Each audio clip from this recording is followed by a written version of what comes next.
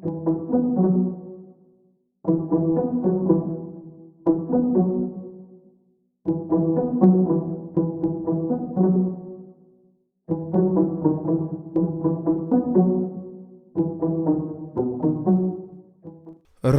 famonona any Rasazonarindra izay ben'ny tanàna atao Mangataboangy, olona enina no voasambotra ary ho atolotra ny fitsarana avy hatrany amin'izao ankehitriny izao.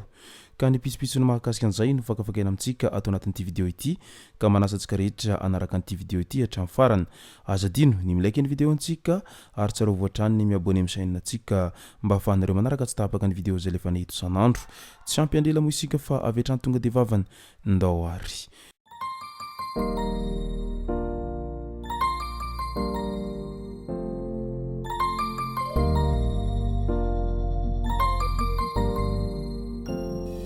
Ny tonga tsy miarahaba hono ny namantesitra ka dia faly miarahaba isika rehetra mpanaraka tsy tapaka an'ity chaîne ity ny tenako amin'ity androandroany ity. Arakin'izay efa natsipiko izay dia ny mahakasika ny raharaha Rasazonarindra no tena iompanantsika ato anatin'ity video ity. Fa milohan'izay dia ndao aloha ho resahantsika ireto tsara ho fantatra manaraka ireto. Fonjany Antanimoro, toy izao no zava-misy ao amin'ny fonjany Antanimoro. Misy tsena ao amin'ny fonjabe ity ary afaka mividy sy mivarotra ny voafonja. Misy ihany koa ireo milalao domy na karatra ary afaka mianatra ihany koa izy ireo tahaka ny hita etsy amin'ny sary. Ny faritra tsirairay dia misy kabone sy lakozia, voafetra kosa ny toerana hatoriana noho ny habetsaky ny olona. Ahitana fizahana ara-pahasalamana ho an'ireo marary ihany koa. Na izany aza dia efa feno tanteraka mihoatra araky ny tokony ho izy ny isan'ireo voafonja ao Antanimoro.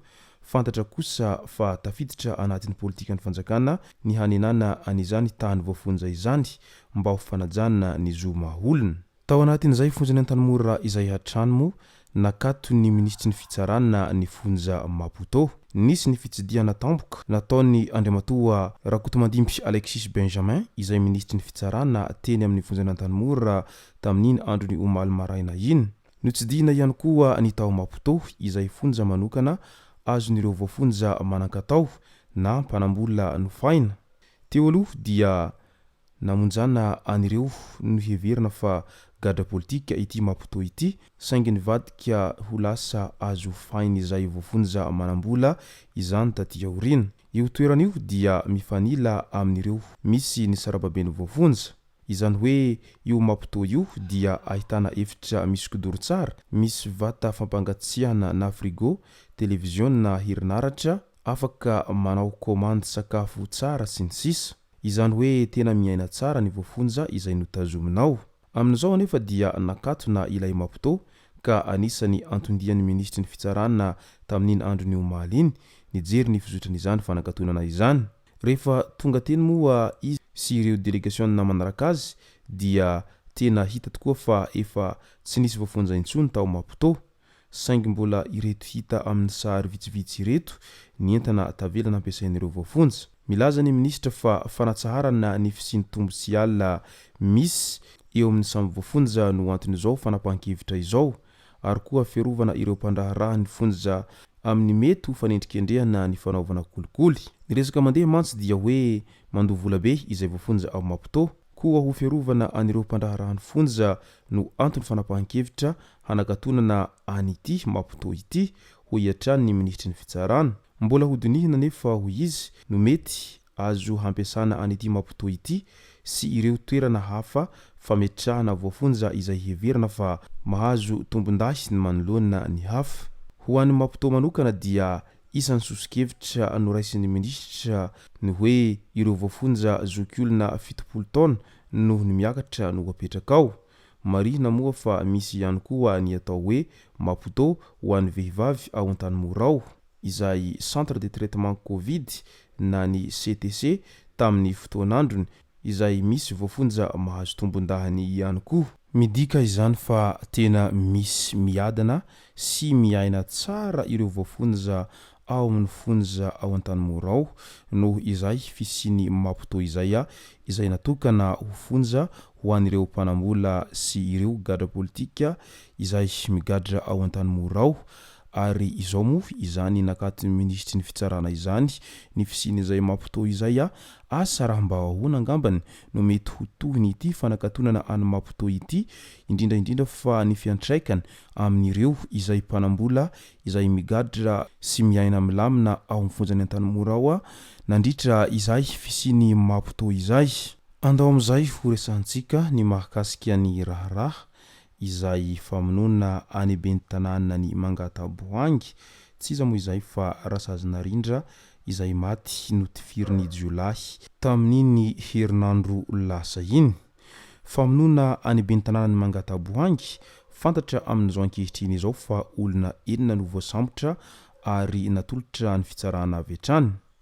Mitohy ny fanadihadiana ataon'ny mpitandron'ny filaminana manoloana ny fahafatesany ben'ny tanàna ny Mangataboangy any an-toerana raha teo ny Général Rakotomalala Andriatahina Jean Hubert izay komandany zandarmeriam-pirenena manaraka akaiky ny fanadihadiana an'ity raharaha ity. Olona 9 no efa voasambotra amin'izao fotoana izao izay hatolotra ny fitsarana avy hatrany. Misy koa ny hetsika manokana izay fanamafisana ny fandriampahalemana any an-toerana any sy iny manodidina iny izay ifandrombohany hery fiarovana sy ny filaminana tafika polisy ary ny zandary any amin'iny distrikany Ambatofinandrahana sy ny manodidina iny manoloana an'izay asan'ny Jolay sy ny fanafiana amin'ny tampiadina etseroa izay. Midika izany fa tena tsy avelan'ireo mpitandro filaminana ho vita moramora ity raharaha famonona any ben'ny tanàna izay voafidy tao Mangataboangy Rasazina Rindra ity satria mantsy zavatra tena mampalahelo ary isan'ny tsy azo leferina ny famonon'olona amin'ny fomba feno habibiana tahaka an'izay nahazo any Rasazina Rindra izay voalany ben'ny tanàna tany Mangataboangy izay.